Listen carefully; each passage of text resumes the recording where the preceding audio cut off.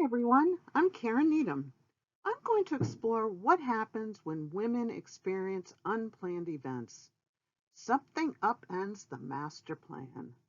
I work with women who have it together, a good job, and a loving family, and their life is aligned with their values, skills, talents, and actions when something upends the plan.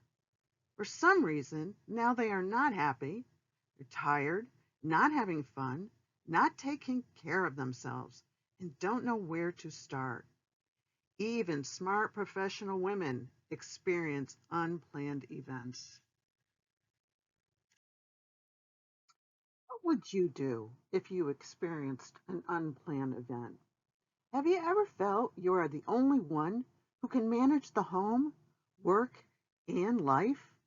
It's not unusual for successful people to experience an interruption, an event, or circumstance not foreseen. Life throws many surprises at us, and while we cannot predict the outcome of any situation, we can take control of how to respond. Take a minute to think back to a time in your life when you faced a tragic or a traumatic event. How did you manage to survive and move forward? Each time I had to dig deep into myself to find a way to cope with emotions and choose the path forward. As a woman, you have created action items and plans to meet your goals for your personal and professional life. At times, the plans may have been modified depending on circumstances. As much as we plan life, we can't plan for the unexpected. This is typically a loss of something: job loss, health issues. When a loss interrupts our life, there is a feeling of no control. The unforeseen event.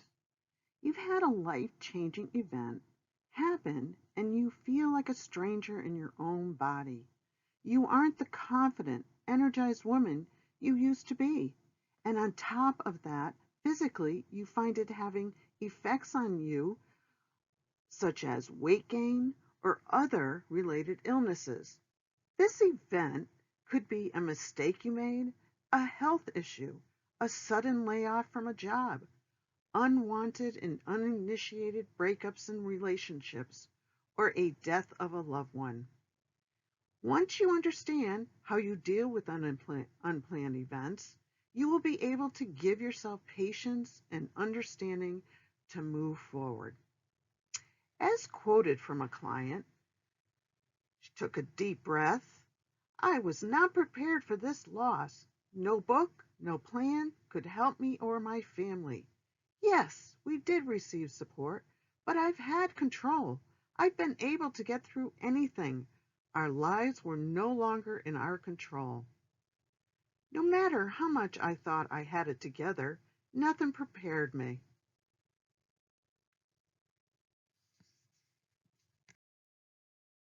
What are some strategies we can use?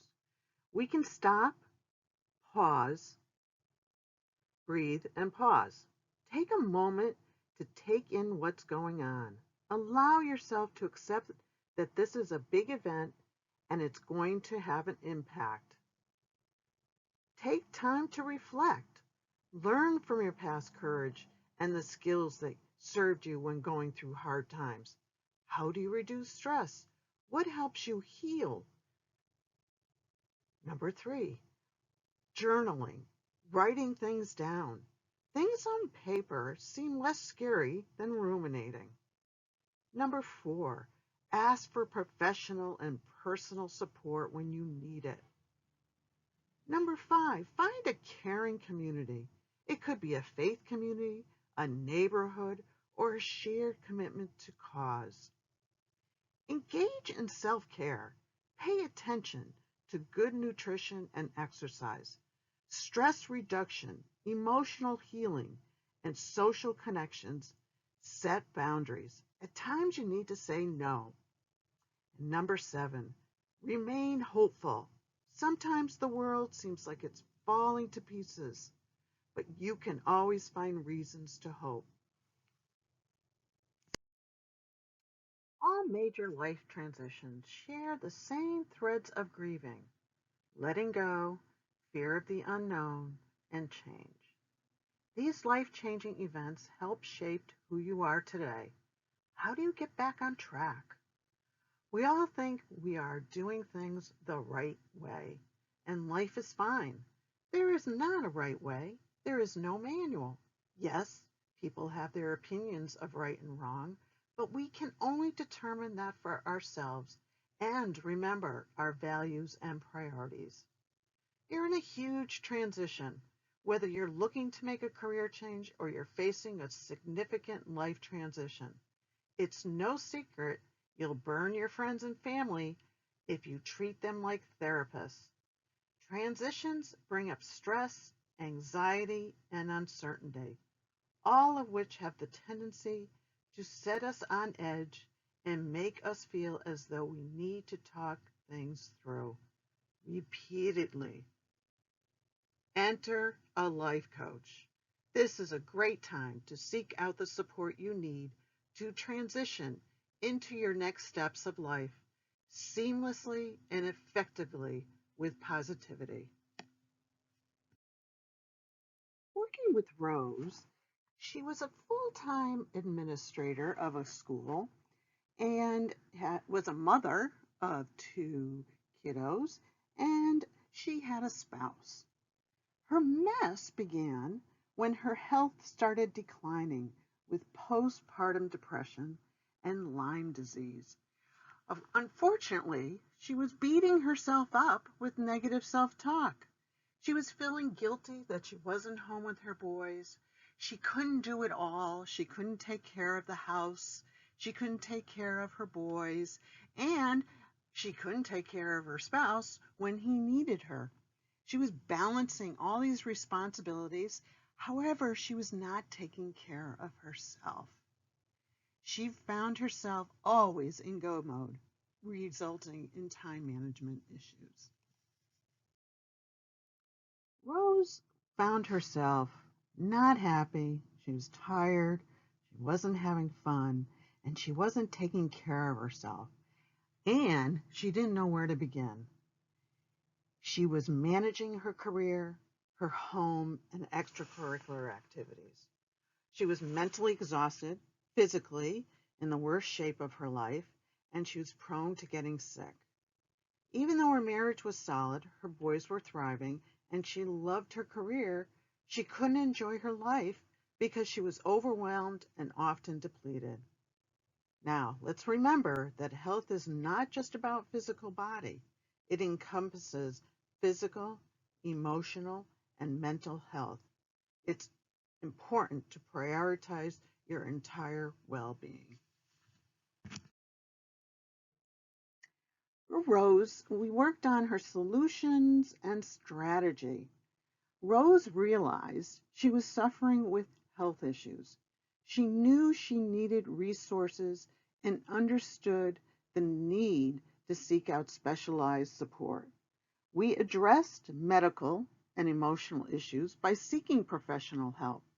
We discovered Rose was having trouble putting herself first, taking care of everyone else. She was always in reactive mode.